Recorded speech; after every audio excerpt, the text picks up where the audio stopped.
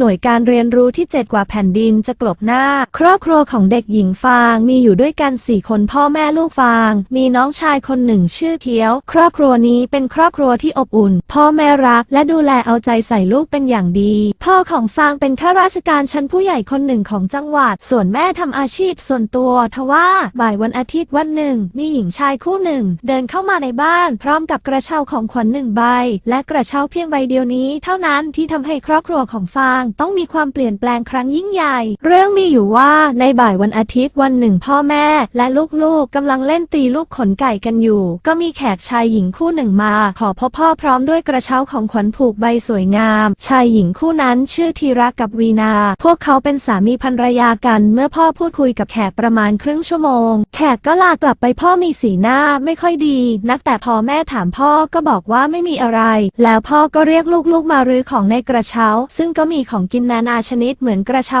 ทั่วไปเช่นน้ำผลไม้แยมช็อกโกแลตขนมปังกรอบแต่ทว่ามีกล่องห่อกระดาษสีน้ำตาลซุกอยู่ข้างใต้อีกกล่องหนึ่งซึ่งพอแกะออกดูก็พบว่าเป็นธนบัตรใบละ1,000อัดแน่นอยู่ในกล่องฟางและเพียวไม่ได้สนใจอะไรเพราะพ่อบอกว่าเขาคงหยิบผิดมาต้องส่งคืนและอีกอย่างหนึ่งพ่อกับแม่ก็สอนอยู่ตลอดเวลาว่าอะไรที่ไม่ใช่ของเราก็ไม่เอาของเขาคืนหนึ่งฟางตื่นลงมากินน้ำตอนกลางดึกก็ได้ยินพ่อกับแม่พูดคุยกันในทำนองว่าแม่ขอร้องพ่อว่าอย่าทำเลยแต่พ่อก็พูดในทำนองว่าถ้าทำแล้วลูกๆจะได้เรียนสูงจนถึงไปเรียนเมืองนอกดังที่พ่อฝันไว้แล้วพ่อกับแม่ก็ชวนกันขึ้นมานอนชั้นบนฟางจึงย่องกลับเข้าห้องจากวันนั้นคุณวีนาและคุณธีระก็วนเวียนมาหาพ่อที่บ้านบ่อยครั้งแต่ฟางเห็นแววตาของแม่วิตกกังวลอยู่ตลอดเวลาจากวันนั้นก็มีข่าวฮือฮาเรื่องเกี่ยวกับการซื้อที่ดินสร้างตลาดสดแห่งใหม่ของอำเภอซึ่งมีเอกชนหลายรายเสนอขายที่ดินของตน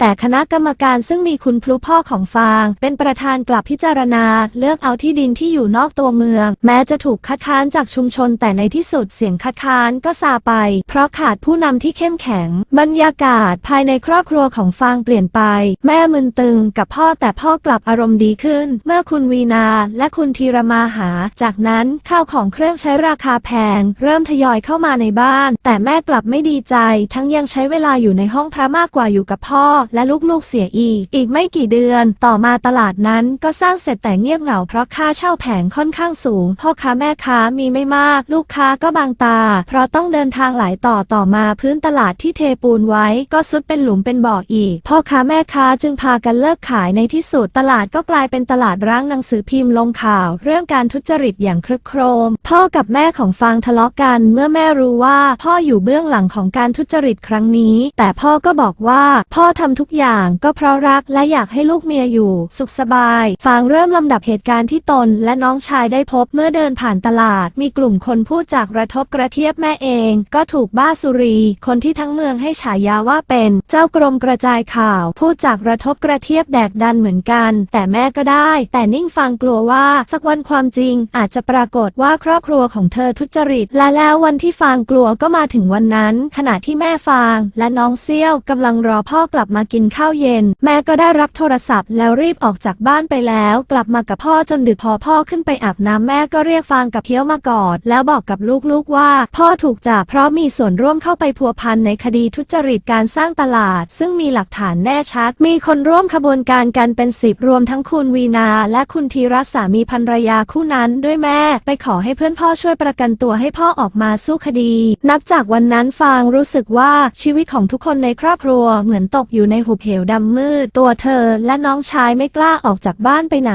นอกจากไปโรงเรียนเท่านั้นแต่ที่นั่นก็ยังไม่พ้นการถูกพูดจาเสียดสีกระทบกระเทียบล้อเลียนทั้งจากเด็กและผู้ใหญ่ไม่ว่าจะต่อหน้าหรือลับหลังเงินทองที่พ่อได้มาจากการทุจริตก็หมดไปกับการสู้คดีฟางคิดว่าเงินทองของแผ่นดินใครคดโกงไปก็ต้องกลับคืนสู่แผ่นดินตามเดิมในที่สุดพ่อก็ถูกศาลจำคุกเพียง5 ปีแม้หลักฐานจะมัดแน่นประจักษ์พยานพร้อมพ่อก็รับสารภาพซึ่งทำให้เป็นประโยชน์ต่อรูปคดีและในช่วงเวลา5 ปีนั้นหากนักโทษประพฤติดีก็อาจได้รับอภัยโทษหรือลดจำนวนปีที่ติดคุกตามวาระโอกาสสำคัญที่เกี่ยวกับพระมหากษัตริย์และบ้านเมืองก็ได้ณวันนี้แม่พาฟางและเพียน้องชายไปตั้งต้นชีวิตใหม่ที่จังหวัดเล็กๆในภาคเหนือด้วยการขายทุกอย่างที่มีในภาคเหนือทั้งหมดเพื่อฝังอดีตแม่พาฟางและน้องชายไปเปลี่ยนชื่อและ นามสกุลใหม่และซื้อห้องแถวเปิดเป็นร้านขายขนมอบเล็กๆอยู่กันอย่างมีความสุขเพราะไม่ต้องคอยหลบหลีกใครเนื่องจากไม่มีใครรู้จักจากความอร่อยของขนมใน